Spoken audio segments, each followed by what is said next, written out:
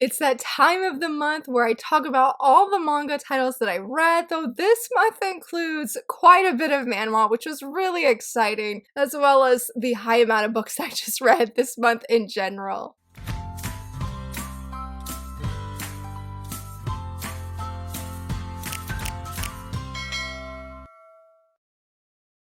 Hello friends, happy Friday, so very excited that you're here. It is my monthly reading wrap up and I'm really excited to dive in and talk about these titles. There's only one I'm not looking forward to talking about, but all the others, yes, definitely very excited. I read a total of 42 manga or manhwa titles, which was pretty big, but since I was sick last month, I literally on two different occasions binge read an entire manhwa on either, I think it was WEBTOONs and then Manta. I always want to say Mantra, but I think it's Manta Comics. So yeah, there was that. And so out of all of these titles, I'm gonna do how I typically do, where I talk about the digital first and then I'll go into the physical manga. So for the digital titles, I read 18 volumes and I'm just like, that's really surreal. And most of these were not even, except for two, yeah, probably two, none of these were really on my like TBR, digital TBR that I have, like my list that I have. I tried some other things that I wasn't expecting, and that's usually how it goes because I've noticed when I'm sick and it comes to reading, I want a series that I can just lay in bed and read a whole bunch of, and that's exactly what I did. Anyway, for my very first title that I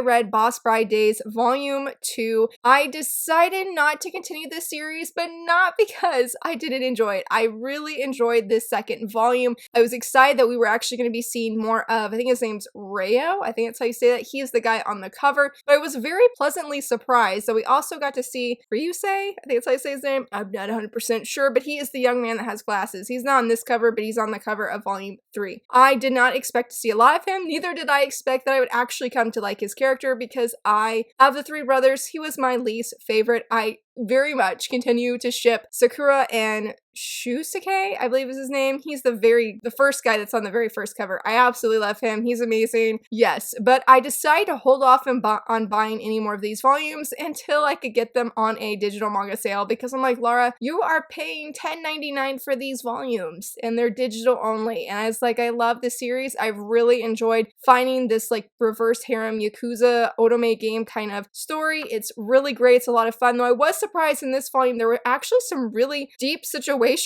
that had very high stakes that I was not expecting, so I guess brace yourself for that. The end of this volume definitely ended on a cliffhanger, and then Kodansha did a preview of 3 of the pages since the 3rd volume released, and I'm like, I was like, I really want to get this, but I'm trying to stick to it that I'll only get more of these volumes when they're hopefully like 50% off, even 25% off. I'm like, I'll buy it at $7.99, but $10.99, no, but just know I continue to really enjoy this series. The next digital manga that I read is called A Life Turned Upside Down, My Dad's an Alcoholic. I don't even know where to start with this. Well, originally I will say that I got this volume, I used a coupon that when you do the 7C survey and they give you a coupon you use on Bookwalker. I decided to pick this up for a Top 5 Wednesday video that I really wanted to film that was about biography manga, and that didn't happen because I was sick and I was so bummed, but I bought this manga specifically for that Top 5 Wednesday video. This was a really heavy-hitting story. I did not expect to relate it as much as I did because my stepdad was an alcoholic growing up, and so I could definitely relate to some of the feelings that the author, the main character, had. That was very encouraging to me personally because it was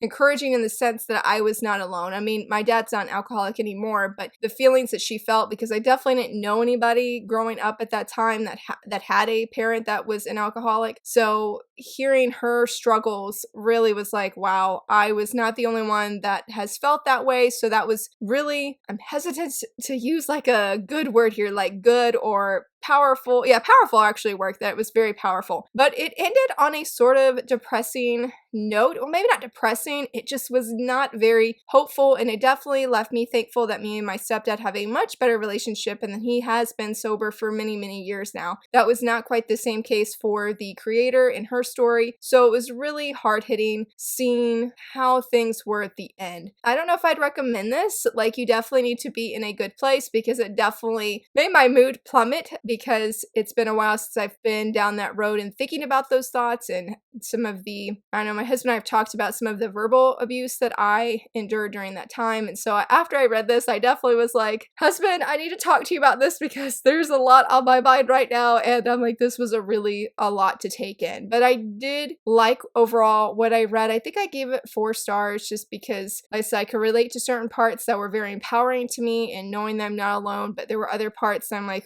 this is hard to read. On a much more encouraging note, though, I did read the second and final volume of My Coworker Has a Secret, and I felt like that meme I've been seeing around where they're like crying, throwing up, sobbing, like the whole thing, which might sound like that's a little bit extra, but I really love the first volume. I did talk about it in a previous reading wrap-up if you'd like to check that out. I have both of these volumes on pre-order because I just felt so validated. I believe I read it in February, and that was my favorite read of that month, despite that I deeply loved Gat Papa, but the validation I felt when I read that first volume was so like, I feel so seen right now. This one did not have quite the same validation, which I was expecting because it does take a gradual turn where you're seeing more of the romantic side of things, but I love just how this story unfolded. I love the blooming romance that was happening between Akari and Kazama, I think is the guy's name, but I really loved it, and I love that even when Akari has found romance, that she still did not give up her deep, deep love for Ren. I really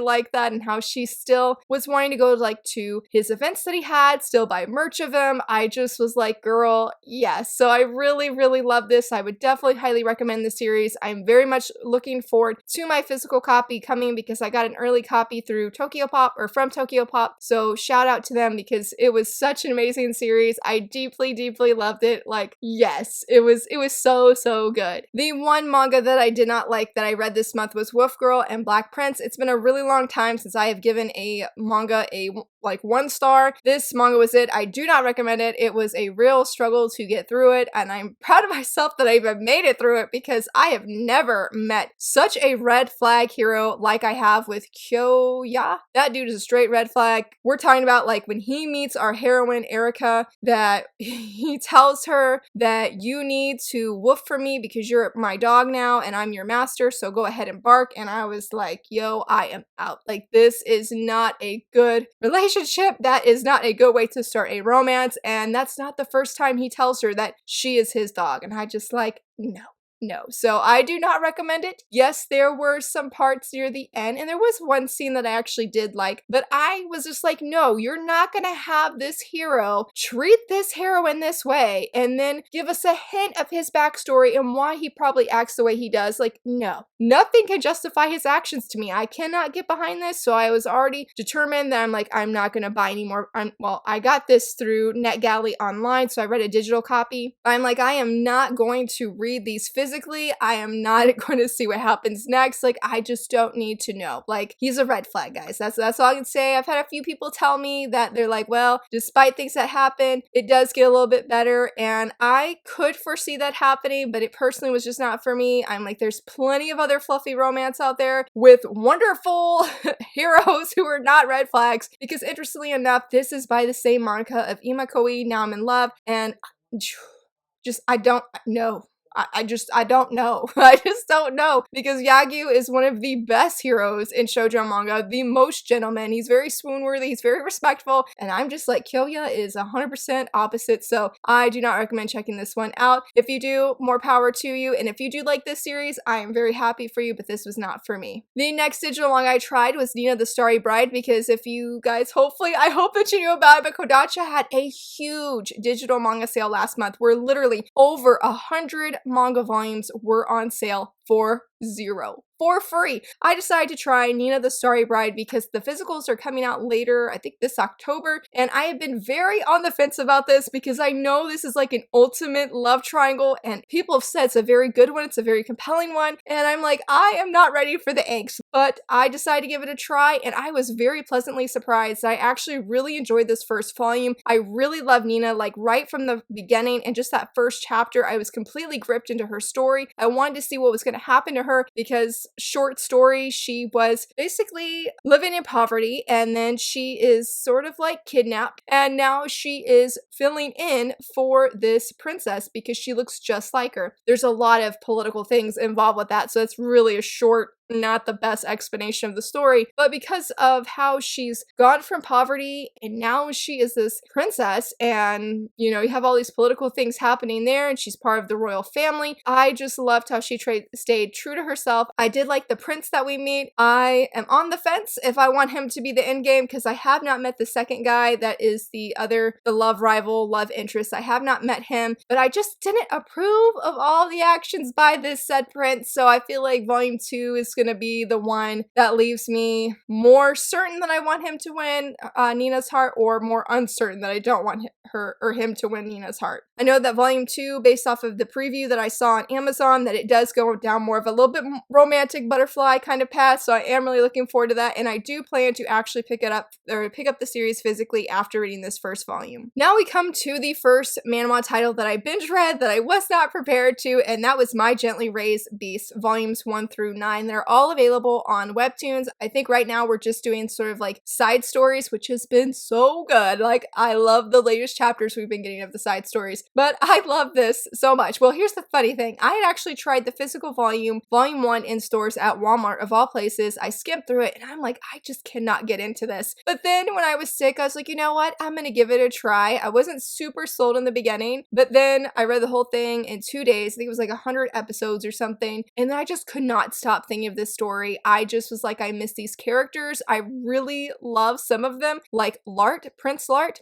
That is some of the best character development I have seen since Yona of the Dawn, like when I read it last summer, and I do have a video review here if you like to check it out. Prince Lart, that young man, just, wow, that was some incredible character development that just absolutely shown in this story. The romance is perfection. It's so very good. There's some political stuff going on. We definitely have a crazy, I don't want to say who it is, but we have a very crazy character that made some really interesting and very sad and very like, oh my goodness, some frightening choices as well. So I just was completely enraptured in this, and because since I could not stop thinking about it, I decided to go ahead. Now I'm gonna go ahead and collect this physically, because I'm like, this is a webtoon manhwa that I definitely can see myself reading again, because I just enjoyed it so much, and I really did not expect to feel that way. And when I got volume 1 already, and when I was like flipping through it, I was like, I know I didn't love this in the beginning, but I was like, I really love rereading this over again. So obviously I did enjoy it, but I think there's a little bit of upsetting situations in the beginning, and I think that's why I probably wasn't super engaged at first. And I think there's even like a minor warning on webtoons saying, hey, that this could be upsetting for some readers, and I do feel that is very true. There's nothing graphic, but it's still like, Blondia, I don't want you to get hurt and have these things happen to you. So I will say it gets less when it comes to that situation in which just a one-time kind of thing. I mean, you see the effects of it, but it only happens once. So I definitely recommend it. If like you want to check it out, go on webtoons. I'll leave a link down below, because it's so very good. And again, like the character development of many of the characters is so fantastic. Like it's up there with Yona. Like I just was blown away how much some of these characters change and how they grow, and just certain things unfold. It's a very, very good story. This is a manga I have been wanting to try for a really long time. I got on that Kodansha sale, and that is Abe-kun's Got Me Now. I don't even know what to say about this one. It was Abe-kun. He is much more pushy and suggestive than I was expecting. There's a lot of muscles, which I didn't necessarily have an issue with, but it was really interesting to see that in a shoujo manga, because you don't see that amount of many muscles. He's very much an alpha male, and he's not afraid to show off. He's not afraid to make our main heroine look at him for sure when he's doing, is it karate? I believe it's karate. I was gonna say judo, but I'm pretty sure it's karate. Like he only wants her to look at him, and that is it. I don't think I would continue for the series because it wasn't quite for me in the way that I anticipated. And I think some of that is because I really did not like how it ended and how Abe-kun just pushes himself off, or pushes himself onto our heroine. I'm just like,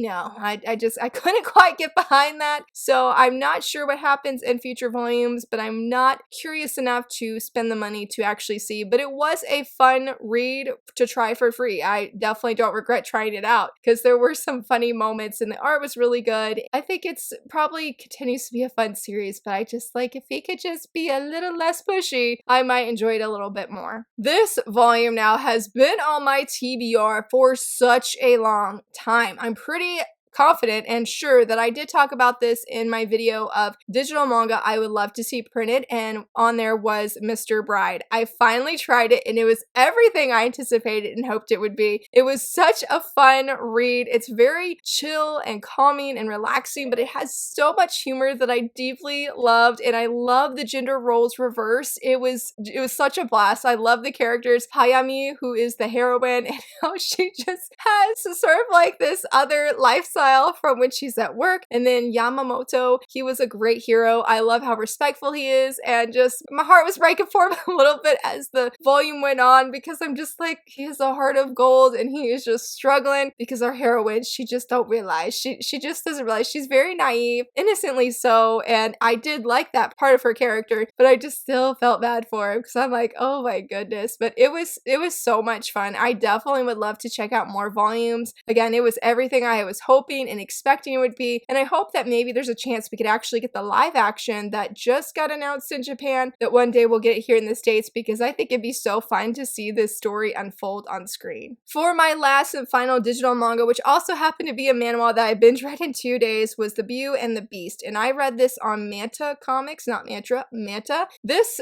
story was so much fun. It definitely had a few little issues that I'm like, I feel like this character doesn't look quite right, or I'm like, that doesn't make sense, but overall, I loved it. I loved it. I loved Alexa so much. She is such a fantastic and strong heroine. I really enjoyed seeing her just stand her ground, and she ain't taking flack from anybody, and I loved it. I loved it so much. It's sort of a gender swap Beauty and the Beast a little bit, because Vel, oh my goodness, I love Vel. I love the romance. Like, that was such a huge selling part for me. It was so clean, so very sweet, even though there's things that happen in like the second part of the story that I'm just like, oh, like these are a little bit questionable motives here, Vel, and was definitely very concerned for him. Not so much our heroine, because she can kick butt, she can hold her ground. I mean, she is like basically a general or a commander in the military for this country, so I mean, she's got some other things going for her, so she's great.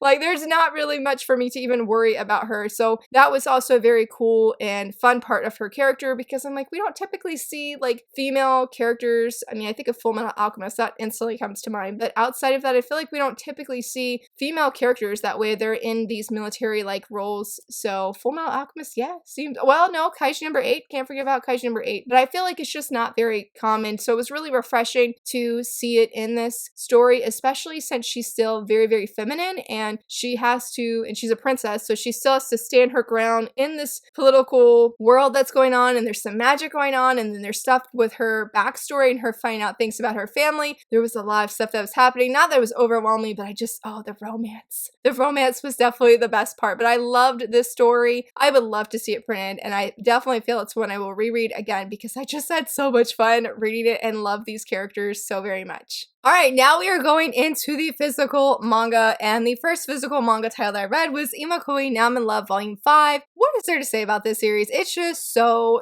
sweet. I love Satomi and Yagyu. We have the school festival this time around, and it was just so very wonderful. I loved it. It's just a fun read. I mean, I feel like I read it and I'm like, I have cavities now because it's just so sweet. Definitely continue to recommend. I cannot wait for the next volume. This still continues to be one of my favorite shoujo series because it's just that fun to read. Oh my goodness, this though was my favorite read of this month, and that is The Villainess Stands the Heroes, playing the antagonist to support her faves. Oh my goodness, this was one of my most anticipated manga releases this year. It was everything. It was perfection. I read it twice this month, and I still have not been able to stop thinking about this volume. I need volume 2. I'm so eager, excited, needing very much. Like, it is a strong and overwhelming want. It is a wonderful story with lots of humor, great art. There is like a blooming romance I'm 100% here for, but our main girl, the way that she embraces this villainous role and how much she loves her favorites was everything. I was like, girl, you're so relatable, and that was definitely why I think I love this volume like so very much, because just the way that she talks to her faves and how like she'll be in this very perilous situation, but deep down inside she's like, yes, my heroes are so amazing, that they're doing so great. And I just, oh my goodness, like here, right here. So there's a lot of, she's acting like her typical bad guy, but inside she's like, look at her, she's like you're one of my faves too. And there's just many times that are like that that I absolutely loved. And oh my goodness, this young man here, I am 100% sold. I loved him. He's so great. And it is a wonderful story. Like, please go check this out. This is not your typical reincarnated villainous kind of story. It's so enjoyable. And again, I need the second volume. I cannot wait for more volumes. I truly can't. I loved it so much. And like I said, the relatability and how fun it is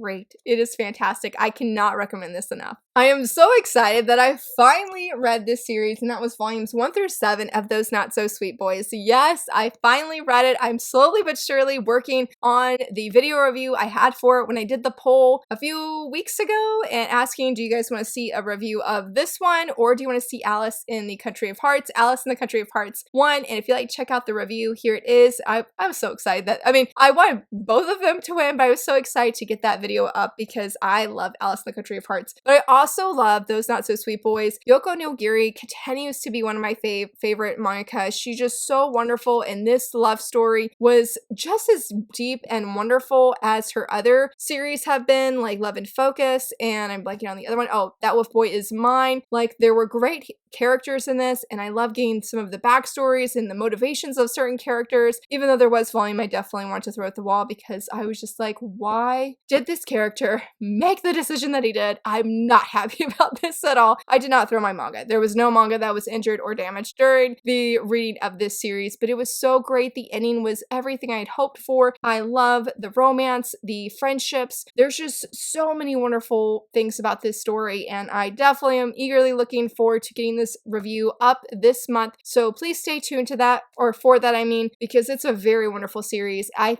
think out of all of her series I've read, this would be my favorite because they're just the friendships and the romance, and I love her heroines. Her heroines are so fantastic. But I do think that Midori was or has been my favorite heroine because there's just so many different and great parts of her character that I really enjoyed. But I'm gonna wrap it up there because, again, hopefully that video review will be up either next Friday or the Friday after. So again, stay tuned for that. This one was almost my favorite read of this month, and that is I Am a Cat Barista, which I also have a video review up. This was sort of like one of those titles I read at just the right time. I definitely got emotional. I cried when reading this series because it was so encouraging and so uplifting. It will definitely be a series that I come back to. It's very chill. It's only 2 volumes, very relaxing, and loved it. I wish that I could go to his cafe and go try out the drinks that he makes because he just knows how to encourage and uplift people and just say the right thing. Not only make the right thing for them to drink or eat, but also say the right thing. I highly recommend it. It's not your typical cat manga in the sense where there's not a lot of humor. Yes, I would say that volume 2 is more humorous, though when you get the backstory, that was not funny or humorous at all. Have your tissues on hand. But overall, it's a just very chill slice of life. I guess it would be slice of life, but it was just so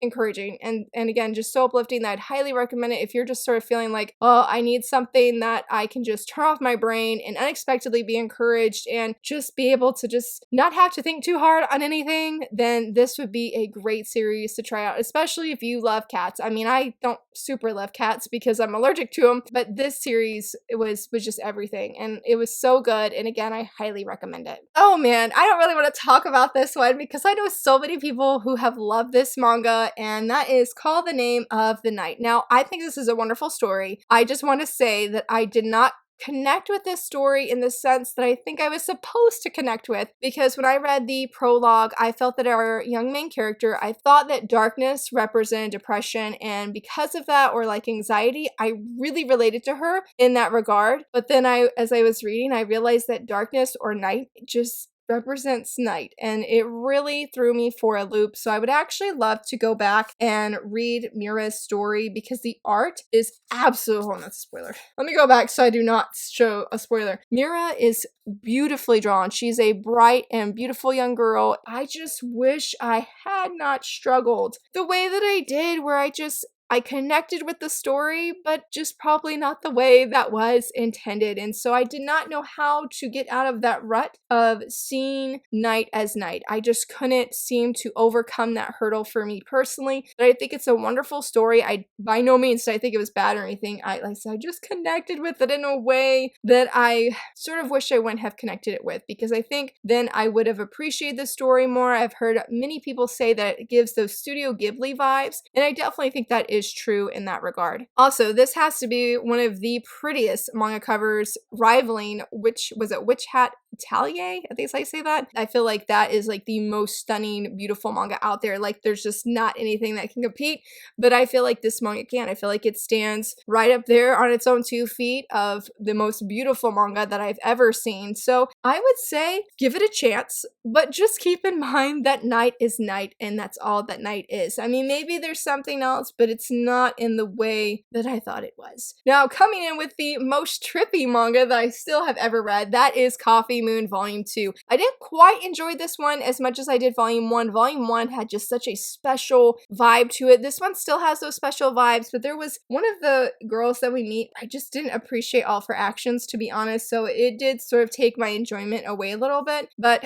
there were some things that went down that I am very curious what is going to happen in Volume 3, because the stakes are even higher than they were, and this one character I dislike, so I'm like, how dare you take our main girl's happiness away from her? Like, how dare you? So I hope that she gets back that happiness, that she fights for that happiness, and that she overcomes with her friends, even in a bigger and better and greater place than she ever was before, because that other character just irks me so much. I was so upset at the end of this volume. Like, I need Volume 3 to see what's going to happen. The artist always is super gorgeous. I did like her friendship with the 2 other girls, and she makes some more friendships, and those friendships and seeing those friendships unfold is very beautiful and very touching, which made the ending that much more upsetting. But that's all I will say. It's definitely a series better to go in blind, because there's so much, not so much is happening, but there's many interesting factors that make this a very unique read that has been just really fun to read overall. Oh my goodness, I read another manhwa, one of my favorite manhwa series, and that is the Remarried Empress Volume 2.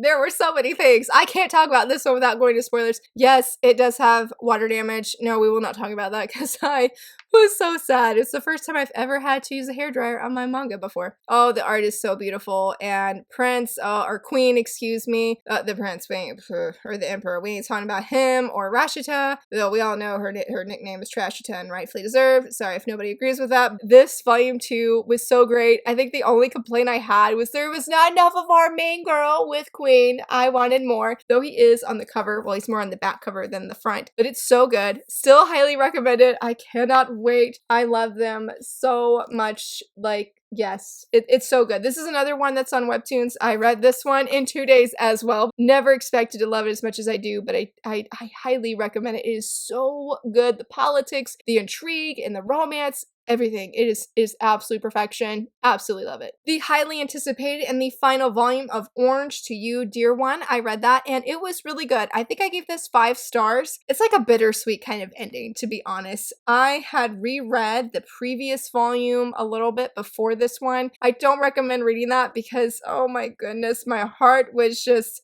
I was feeling some feels, because Suwa is one of my favorite characters. I love him dearly in this series, and if you've read the previous volume or the other timeline, then you know that Suwa beats himself up and degrades himself, and it's really, really hard-hitting. I didn't cry during the series, but I cried in that volume. I did get a little bit emotional in this one, and I did appreciate how we got to see so many different perspectives, like all of the friends. We got to see their point of views. We also got to see things from his perspective. His dad's horrible. We're just gonna throw that out there, and we're just gonna say that, and we're all gonna agree that his dad is horrible, and that was a horrible chapter because of his dad and his dad alone. I really enjoyed the bonus chapter, the cameo, where it's Dreaming Sun and Orange and the characters are interacting. That was a lot of fun and actually made me really want to read Dreaming Sun after that. I definitely recommend checking out this final volume of the series because I do think it leaves a much more hopeful note for the entire series, especially for Kakeru. And again, seeing some of the past situations that took place during the main series and seeing it again from the friend's point of view was really eye-opening, and loved how just, again, that this story reminded me that yes, it's sort of like a girl saves boy, not really. It's more of all these friends come together to save this young man and just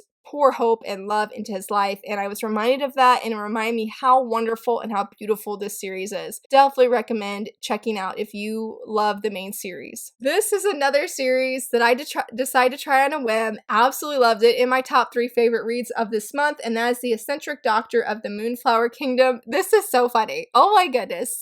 I love Kyoyo, our main girl. She is obsessed with muscles, and I've only read one other volume like that, and that was called Getting Closer to You. It's a digital manga. Yes, I was literally rolling on the floor when I've read Getting Closer to You. I did not roll on the floor when reading this, but seeing Kyoyo love muscles was everything, and it was my favorite part of the whole volume. I really, really enjoyed it. I highly recommend checking this out. I'm trying to think of a comparison what would be good. I know some people said it sort of got that vibe of the Apothecary Diaries. I've only read volumes 1 and 2. I feel like maybe the setting has the Apothecary Diaries, but we have, I don't know what heroine, I mean, outside of Getting Closer to You, like this would be the historical aspect of Getting Closer to You with no basketball, and you're in this palace and she's a doctor. I highly recommend checking it out though. It's so fun. I recently got to meet the letterer, like letter and then ER. I'm gonna put it here because I'm like, how would you say that without being a mouthful? But I got to meet her through a Discord channel, and she just said that this series gets even funnier, and I'm 100% here for it. I love her.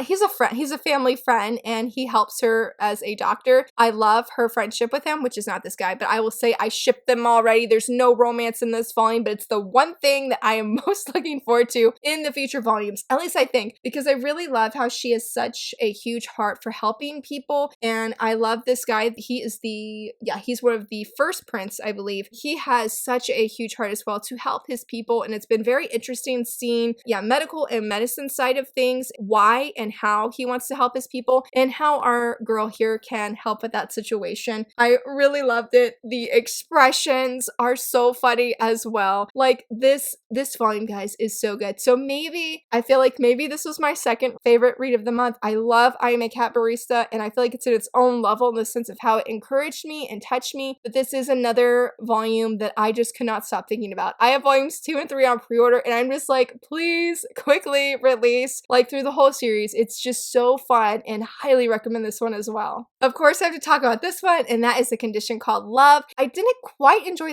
this one as much as the first one. It was like 4.5 stars, so I super enjoyed it. I just felt it was a little bit slower paced, but I love our main girl. This is such a sweet romance. Hotaru is starting to realize her feelings, and I love it. I love to see it. It's been so very good. I've been loving seeing people say how much they're enjoying this series, because this was a digital manga that was trapped in digital jail but has been set free. And yeah, I'm not going to say anything about this one, but there is just so many great things. Their story continues to bloom and unfold, and the ending was so good. The ending is just as good as the ending in volume 1, and it leaves you desperate for the next volume. Like, it's so good. It's so good. It's a fantastic contemporary. I do feel like our hero did not have quite that, if you've read volume 1, there was that one red flag situation where it's like, this is a little bit concerning. He did not quite have that same situation in volume 2, so no worries there, Grant. I don't think he's a red flag hero at all, especially like Wolf Girl and Black Prince. Yep,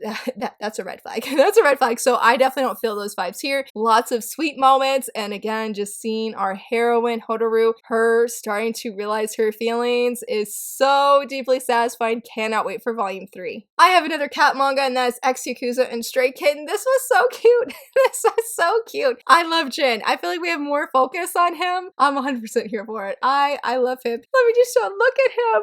Look at this smile. I love it so much. And the way that it was related to the story was fantastic. Our sweet little guy Sabu is slowly coming into just a funny and goofy cat who is also very mischievous. I really love seeing him not be as terrified or as scared. I mean, he's still scared of Jin at times, but he fell asleep in his hands, and Jin's like, he's starting to trust me. I really enjoyed it. It's just been such a fun read. There's not much else to say about it except for it's cute, it's fun, it's a delight to read, and I love the Yakuza aspect to it because it just brings this extra set of humor. It's just a great read. I continue to love it. I have finally read the big shoujo, and that is Yona of the Dawn volume 37 and volume 38. I buddy read this with my friend Sarah. Shoo. I'm glad I read these together. Thank you to everybody, especially my one friend Ren, for saying read these together, because yes, I feel like there's no other way to read these two except for together in your hands like this. I'm a little bit on the fence if I want to wait for volume 39 and volume 40. I don't know. This was quite the wait, but goodness, I'm so thankful. Shout out to Sarah. She was so kind because for volume 37, I sent her a 10-minute video of just doing all of my spoiler rambles. And then with volume 38, I sent a 20-minute video. So yeah, there was that. I will say that I know I have said before that I really like Suwon. In volume 38, no.